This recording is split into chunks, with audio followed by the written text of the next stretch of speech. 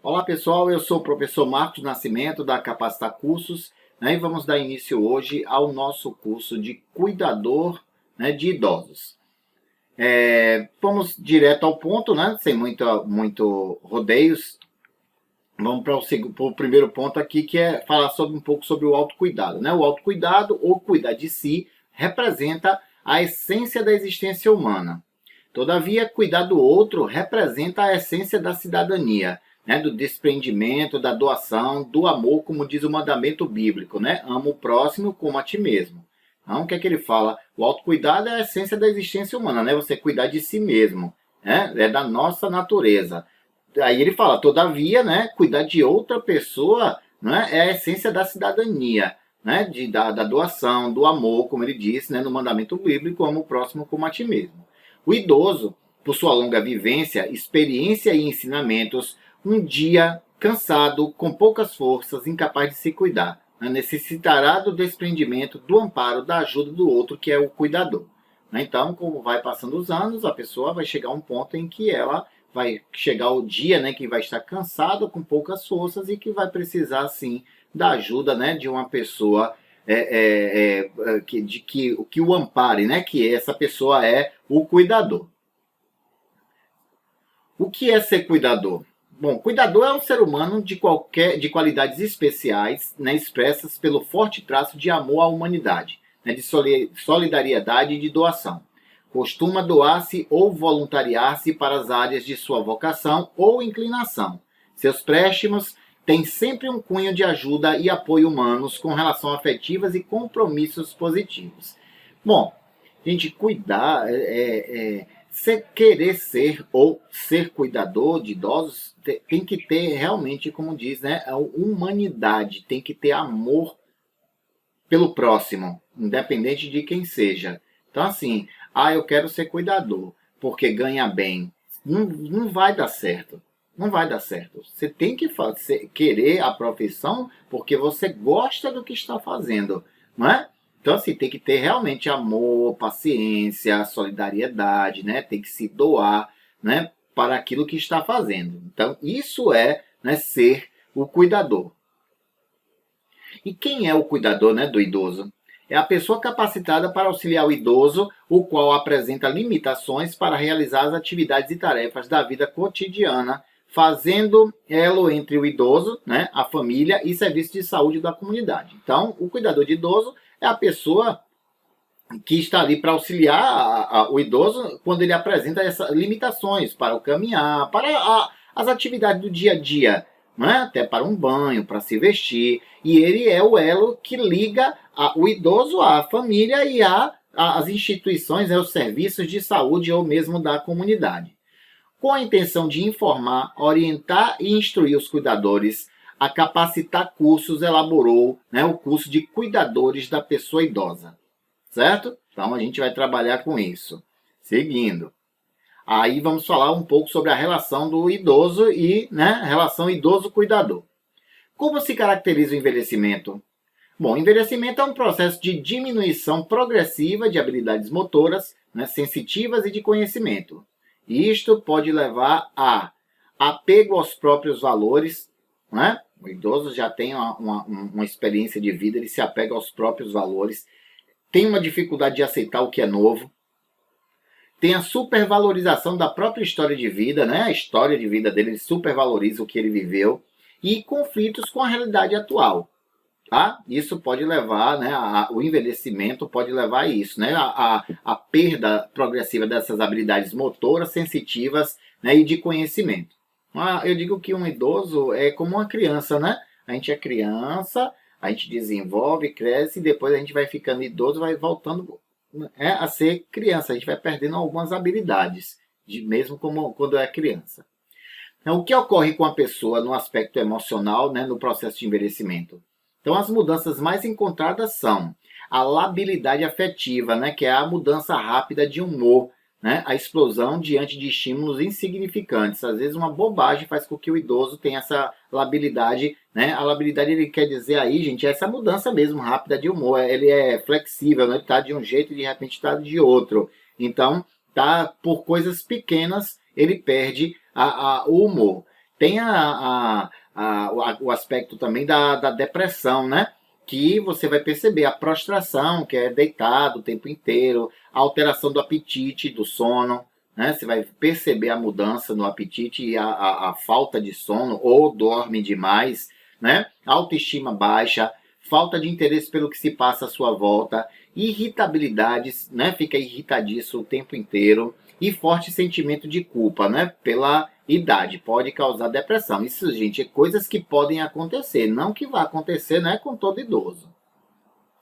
E o comportamento de queixa, que é a diminuição da capacidade em se adaptar à realidade e a frustrações, né, tendo como consequência queixas frequentes. Aquele idoso que está sempre reclamando, como ele perde a capacidade, né, de fazer certas coisas, fica frustrado, ele não consegue se adaptar a essa realidade, então a consequência disso é sempre estar fazendo queixas frequentes. Acredito eu que cada aluno que está assistindo a essa aula, né, já deve ter visto, se não, né, tenha passado por isso, de ver aquele idoso que você pergunta como é que tá, e ele está sempre se queixando que não está bom, que está ruim, que está isso, que está aquilo, não é verdade? Então é comum da idade.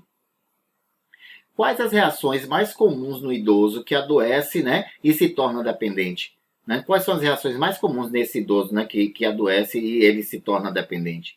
Bom, nessas situações o idoso apresenta várias reações. Aí eu fiz uma tabelinha aqui, ó, como reações, o sentimento de culpa. O que é que ocorre? Ele acha que está incomodando e os problemas da família são devidos à sua doença. Né? Então, como é que você deve proceder? Evite fazer queixas em sua presença. Reforce os aspectos saudáveis de sua personalidade. Entendeu? Então, assim, se ele tem o sentimento de culpa e ele acha que está incomodando a família com os problemas por conta da doença dele, o que você deve fazer é evitar fazer queixas na frente dele, na presença, né, do idoso, e reforçar os aspectos saudáveis, né, da sua personalidade, da personalidade dele, do idoso. Certo? Outro ponto aqui é a primitivização da personalidade. Então ele vai ter um comportamento de mimo, né? E resistência em assumir sua parte no tratamento. Fica eu vou usar o termo que acho que todos conhecem, vai ficar um idoso dengoso. Então, ó, reforce o que fazer, né? Reforce suas habilidades e estabeleça limites. Tem que mostrar para ele que ele tem que fazer a parte dele, né? Para poder fazer o tratamento que ele tem que fazer. Outro ponto é a irritabilidade e agressividade. Então, como ele não consegue lidar com as perdas impostas pela doença, né, atacam, às vezes, verbalmente ou fisicamente. Então, o que fazer? Procure mantê-lo ciente de seus exageros e suas consequências. Não havendo melhora, consulte um médico. Né? Às vezes o idoso fica agressivo, né? Porque ele não consegue, por exemplo, mais caminhar, ele termina ficando agressivo, verbalmente ou fisicamente agride quem está o acompanhando. Então, procure manter ele ciente dos exageros dele, né? Que o que ele faz vai ter consequências. Né? Então, não havendo melhora, tem que ter um acompanhamento com o médico, né? Uma consulta com o médico. É um trabalho bem difícil. Inveja e ciúme. Ele não aceita que os demais se divirtam, trabalhem e se interrelacionem. Supervaloriza sua impotência e solicitam demais do cuidador. Ou seja, ele não quer... Alguns, viu, gente? São situações que podem acontecer. Não quer ver as pessoas se divertirem, né? Fica supervalorizando a impotência que ele tem em fazer as coisas e fica solicitando demais do cuidador. Aí o que fazer, né? Estabeleça limites, mantenha o idoso em atividade, garanta que ele não está sozinho, né? Mostre para ele que ele não está sozinho, mantenha ele em atividade. Vamos fazer alguma atividade. A gente ainda vai falar sobre isso no conteúdo, certo? E tem a depressão, né, que pode ser patológica ou reativa. Aí, nesse caso, consultar o médico. Não tente tomar nenhuma atitude, né, sem consultar um médico. Vamos seguindo. Como proceder quando o idoso, né, dependente solicita demais do cuidador? Tem idoso que ele pede tudo. Tudo. Ainda que ele possa fazer, tudo ele solicita. Então, ó, quando o idoso solicita sua presença a todo instante, sem uma necessidade clara, é interessante que o cuidador procure aumentar o tempo de espera a cada solicitação de forma progressiva e contínua. Por exemplo, 5 minutos por dia. Assim, a pessoa dependente, né, dependente precisará suportar períodos cada vez mais longos entre seu pedido e a resposta, né, e o aumento de sua ansiedade. Então, assim, pediu se você for de imediato sempre, ele vai se habituar àquilo. Então você vai dando. Claro, pelo amor de Deus, para não fazer errado na hora que estiver cuidando do idoso. Você tem que ver a necessidade, a capacidade, né, do idoso. Ele quer fazer xixi. Ah, vou esperar 5 minutos. Ele vai fazer xixi na cama, seu trabalho vai dobrar. Não é? Mas ele quer uma coisa que ele pode esperar. Então você vai fazendo esse espaçamento de tempo. Certo? Funciona assim. Como manter uma qualidade de vida em meio a uma doença incapacitante, né? Ele tem uma doença que incapacita ele. Então você, cuidador, deve procurar estimular o contato social, né? Visitas e telefonemas. Hoje a gente tem como fazer, né? Ligação de vídeo. Às vezes, o idoso não sabe mexer com isso, mas você sabe, deve saber, né? Estimular visita, um telefonema, uma ligação de vídeo, né? Ele ter contato social. Senão ele vai se sentir isolado e aí vem a situação dos sintomas de depressão que a gente já falou, né? Manter o idoso doente inteirado de tudo que se passa no dia a dia da família. Ele tem que ser informado. O que é que está acontecendo? Fulano saiu, fulano está trabalhando, é aniversário de fulano, fulano vai fazer isso. Ele deve estar inteirado do passo a passo do dia a dia da família. Certo? Levar para os banhos de sol, que é importante, que diminui os sinais, né, de depressão. Banho de sol é muito importante em todas as fases da vida, tá? Para que ninguém tenha dúvida sobre o banho de sol.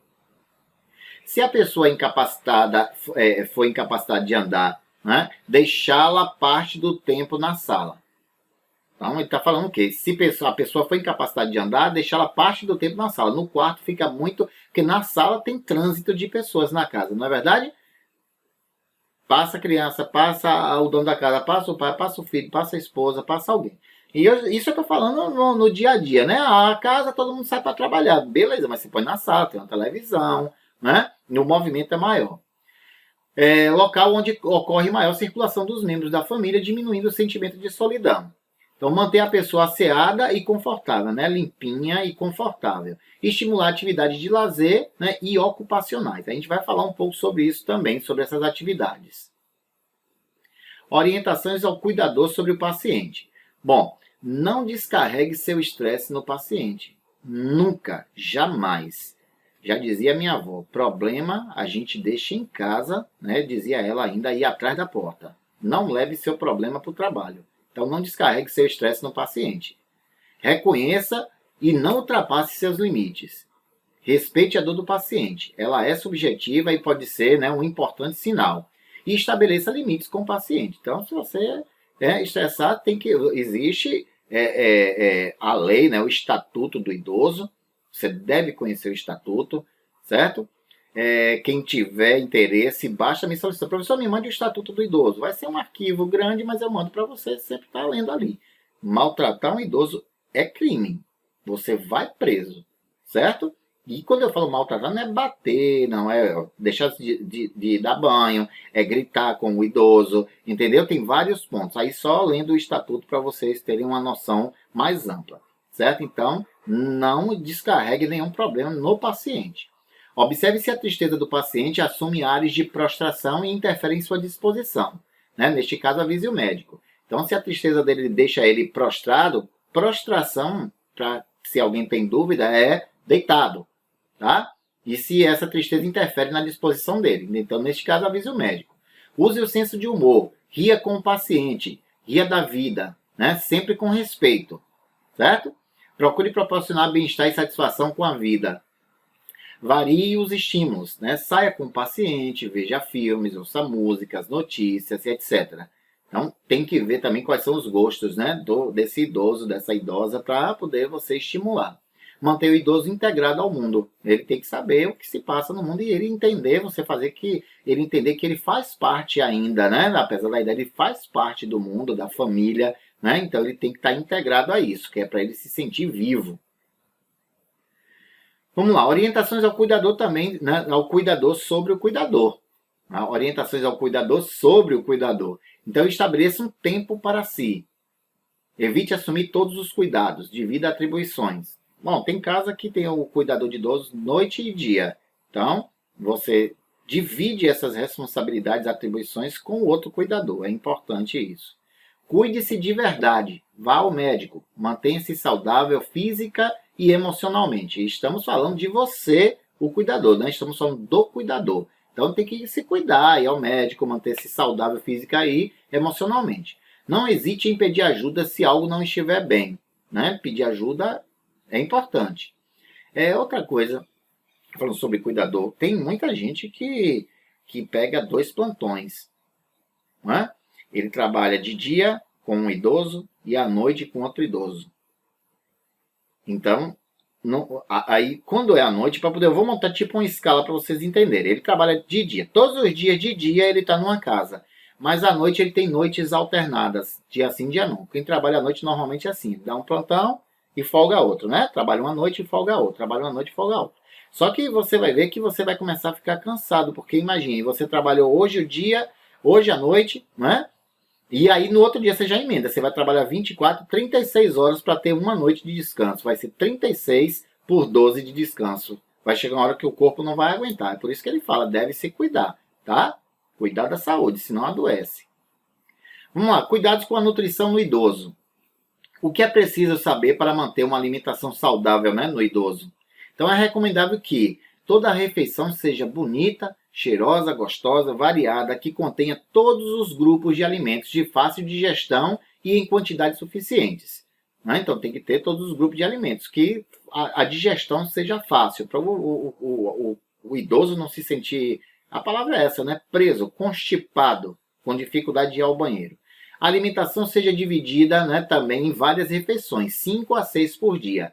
Normalmente a gente faz o quê? Café da manhã, no meio da manhã, aí pode variar aí 10 horas da manhã, por exemplo, né? Café da manhã, um lanche no meio da manhã, o almoço, já vamos em 3, né? Um lanche à tarde, certo? A janta, fechou 5, ele fala 5 ou 6. Dependendo dos horários, para fechar 6, antes de dormir, um copo de suco, um copo de leite, alguma coisa. Então, são pelo menos 6 por dia.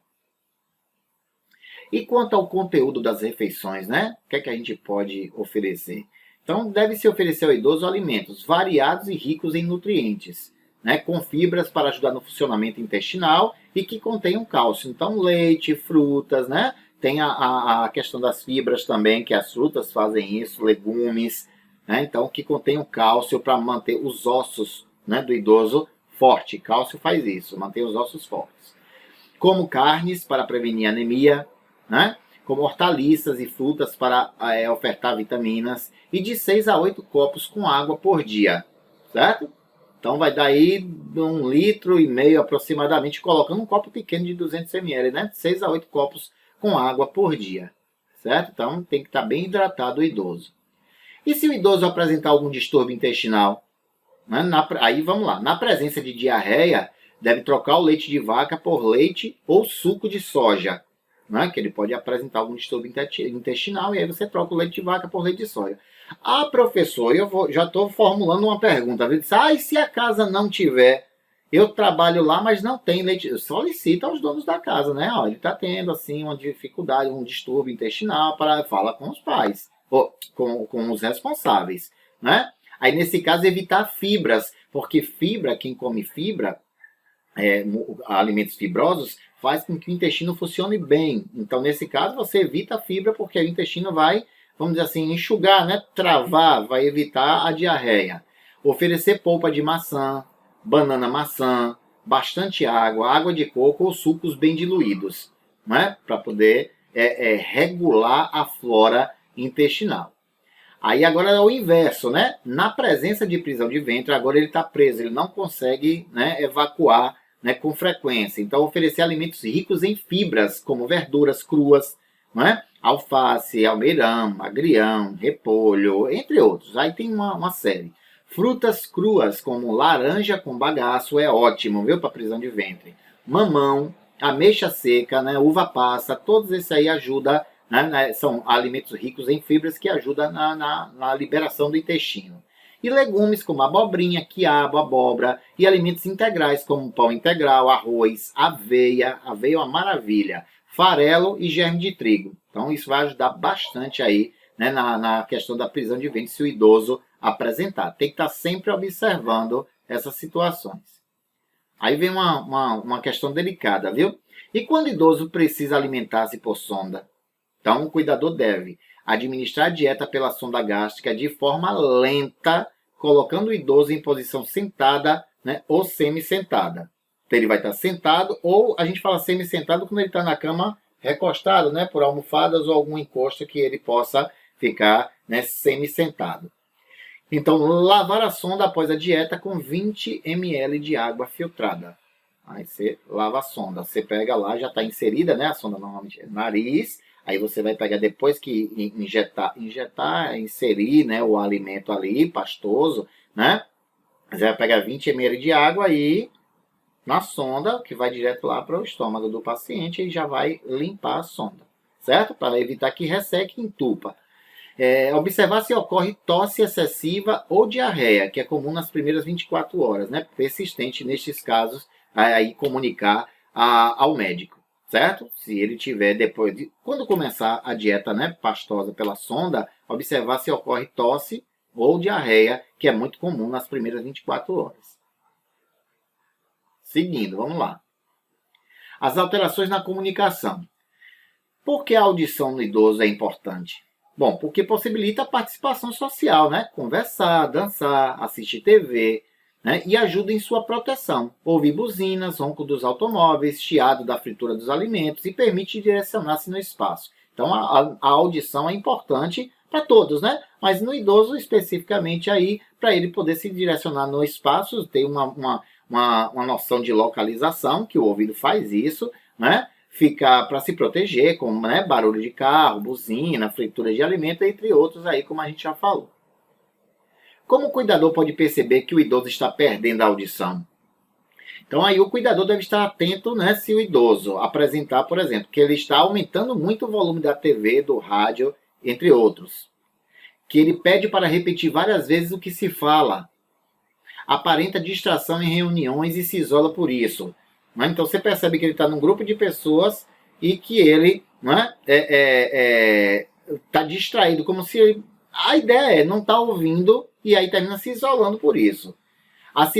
Acidenta-se com mais frequência nos afazeres domésticos por conta da audição. Como eu falei, a audição dá um senso de orientação espacial para a gente, certo? Então, quando a audição começa a falhar, a gente começa a cometer mais acidentes nos afazeres, né, domésticos.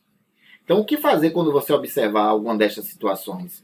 Bom, procure informar a família, né, do paciente para marcar uma consulta com um otorrinolaringologista, né, o chamado otorrino, que avaliará e encaminhará, se necessário, a um fonoaudiólogo. Né? Então, se você perceber, informe a família, marca um médico, né, o otorrino, né, laringologista, e aí vai ser necessário, se necessário, um fonoaudiólogo para poder ajudar nessa situação. E quanto à voz, quais os cuidados que se deve ter, né, com a pessoa idosa? Então, procure seguir as seguintes orientações. Então, oriente o idoso a não pigarrear. Isto irrita as pregas vocais. Fica, ó, isso irrita as cordas vocais. Basta você aí que está me assistindo agora fazer isso. Repita isso várias vezes, você vai sentir a garganta arranhada, não é? Então, dê bastante água para beber, de preferência sem gelo. Água, né, natural, vamos dizer assim. Dê sucos de frutas cítricas para melhorar os pigarros. Então, suco de laranja, suco de limão, né, maracujá, né, abacaxi. Então, não dê chocolates e leite em excesso. Né, pode ser prejudicial para a voz. Oriente o idoso a fazer exercícios de bochecho, né, de bocejo, ó. E de bochecho também. Gargarejar, né? Dê maçã para comer. Ela ajuda a promover a limpeza da parte interna da boca. A maçã é ótimo. Eu, como professor, faço muito isso quando estou dando aula presencial. Eu costumo muito comer uma maçã entre uma aula e outra, porque realmente ela faz uma limpeza da boca e a garganta também parece que limpa. Né? Parece não, limpa. Não dê pastilhas e soluções caseiras, né? Como gengibre, gargarejo, etc., para aliviar o pigarro. Então, sair só com orientação médica. Procure evitar expor o idoso a variações bruscas de temperatura. Então, tá no quente, entrou no frio. Né? Tá no frio, tem um choque térmico, isso pode prejudicar também a fala, a voz. Saiba que parar de fumar é uma atitude urgente, né? Se o idoso fuma, parar de fumar para melhorar a voz é muito importante. Saiba ainda que existem remédios, como alguns usados para controlar a pressão arterial, que provocam, né, pigarro e tosse seca. Aí consulta o médico. Se ele toma remédio de pressão e você percebe que o pigarro e a tosse seca é grande, né? Então, a consulta com o médico, quando você o acompanhar, deve ser lembrado isso. E antes de tomar qualquer atitude, lembre-se, se a rouquidão dura mais de 15 dias, né, leve o idoso ao médico. Ficou rouco e está mais de 15 dias rouco, leva ao médico. Certo? Então, o que é aconselhável para o idoso manter uma boa fala? Então, o cuidador deve evitar o isolamento do idoso, solicitando o máximo possível, certo? Fazer com que ele se movimente, fale. Estimular o idoso a ler em voz alta, comentar artigos de jornais, revistas, noticiários. É importante, né, que ele trabalhe a voz. Levar o idoso a participar de eventos sociais, aniversários, celebrações religiosas e etc. Porque lá ele encontra outras pessoas, né, o contato social que a gente falou. Encontra outras pessoas e o bate-papo, então ele vai manter sempre uma boa fala. Senão, gente, a gente para de usar uma coisa, ela vai ficando parada, mais velha, enferrujada, vamos dizer assim, e aí chega um momento que não. É que nem a voz, você para de falar, né? Você vai ter dificuldade com o passar do tempo, que você passa mais tempo sem falar. Então tem que fazer ele, incentivar ele. Lembre-se, o idoso é aquele que já ouviu muito, enxergou longe, falou e aconselhou a todos. O cuidador é aquele que deve ajudar a preservar os meios de comunicação do idoso, o mais saudável, né, possível, com paciência, dedicação e carinho. Você tem que ser cuidadoso, incentivar ele a falar e você ser um bom ouvinte, né? Isso é uma demonstração de carinho, de dedicação, de paciência. Muito bem. A aula de hoje se encerra aqui. Espero que vocês tenham gostado. Se tiver alguma dúvida, basta chamar, né, no WhatsApp aí no privado que o professor tira a dúvida que tiver. Ok? Espero que vocês tenham gostado. Uma boa aula aí, uma boa revisão na apostila. É bom dar uma olhada na apostila. E até a próxima. Tchau, tchau.